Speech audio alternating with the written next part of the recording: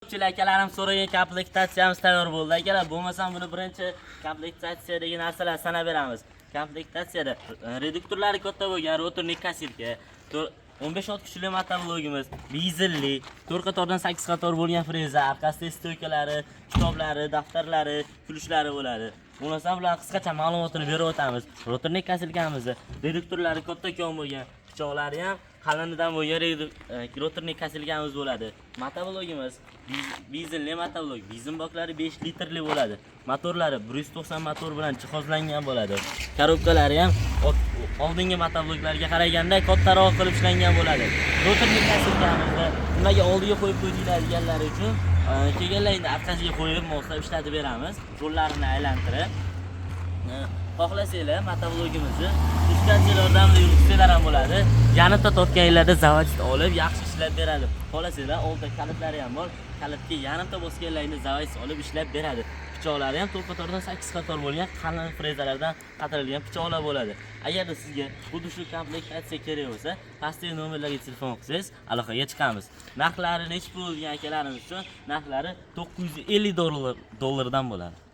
Keyin ko'pchilik so'raydi, motor korobkalarga qanaqa moy quyiladi va qanchadan quyiladi degan savolga ham bir qator aytib o'tib ketsangiz. Javob beramiz aka. Motoriga 1 litr bo'lgan universalniy masla quyiladi. Korobkasiga qat 17 5 yil garantiyali bo'lgan moy quyiladi.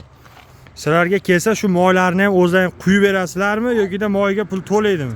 1 so'm to'lamaydi. Shuni quyib beriladi, chunki ham qanday boshqa beriladi. Narxlarni tushib beradigan joyi bormi yo'qmi? Bundan tashqari qanaqa motobloglar bor? Bundan tashqari birlar ko'p ekan tanlaganlar. Masalan, TX motobloglarimiz bor.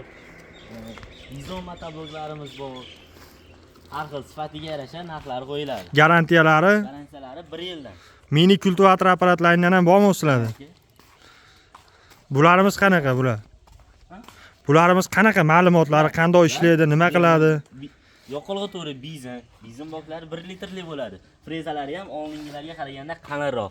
Hozirgilarga mana bunaqa agatlarni ham qo'shtirib kelganmiz aka. Shuning uchun narxlari 2,8 ming so'mdan chiqadi. Xo'p, bu o'zi nima ishlar qiladi bular o'zi? Bu asosan agatlarning orasiga bitta odamning uyi uchun bemalol ishlatsa bo'ladi. Keyin hozir yangi Vipsga kelgan hozirgilarda masalan mana karterli motoriga moy quysa bo'ladigan variantlariga kelgan.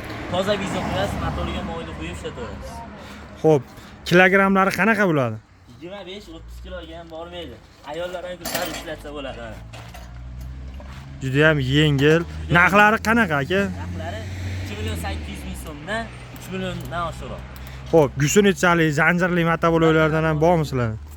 Sizlar so'ragan narsalardan toptirishga beriladi. Masalan, mana shu Zubr motobloglarimiz bor.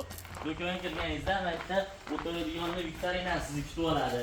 Mana gusunitch apparatlarimiz, balonsiz, balonli, salarishli, ana ikkita setli variantlarimiz ham kelgan. Ikkita setli dizelli, salarkali variantlari ham bor. Yana ikkilas motoblogni xarid qilasiz. Kirib, mana omadli barabanimiz bor. Kelib turib, bu motoblog puliga qo'shilmagan.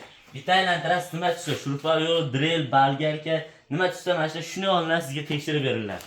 Buni aylantirish uchun nima qilish kerak o'zi? Bitta like bosib, kommentariyaga kirib omad yozib qo'yish kerak. Kimga motoblog qiziq bo'lsa nima qilsin? Pastdagi nomerlarga qo'ng'iroq qilsin. Joni